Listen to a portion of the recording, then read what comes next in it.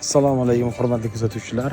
Men anchadan buyon mana shu tarixiy joyga kelishga, shu yerda bitta video qilishga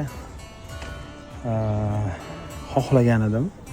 Bu joy Navoiy viloyati Qosim Shayx masjidi bo'ladi. Mana Qosim Shayx hazratlarining qabrlari bu tarafda. Assalomu alaykum. Bu tarafda masjidlar. Bu yerda qiziq fakt. Navoiyning eng ko'zga ko'ringan masjidlaridan biri. Bu kishi Qosim Shayx hazratlari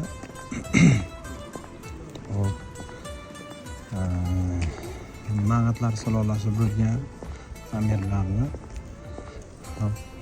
shayxlardan bo'lganlar. Lekin bu yerda eng qiziqadigan joyimiz Buxoro amirlaridan biri. 3 amir: Amir Muzaffarxon, Amir Abdulahadxon va Amir Olimxon. O'sha mashhur 3 amirlik davrida Buxoro amirligi parokanda bo'lgan. Va bu yerda Amir Abdulahadxonning qabri joylashgan. Mana bu Amir Olimxon tomonidan marsiya ekan. Buni o'zingiz zapsda to'xtatib bemalol o'qib olsangiz bo'ladi. Mana shu yerda Amir mana yozilgan. O'zbekiston Respublikasi Madaniy meros agentligi Ahadxon masjidi. Amir Abdulahadxonning demak mana shu yerda ko'milgan qabri joylashgan. Bu kishi haqida ko'p ixtiloflar bor, ya'ni o'sha kayf safoga berilgan degan ma'lumotlar bor. Bular hammasi mana shu yerda ko'milganlar.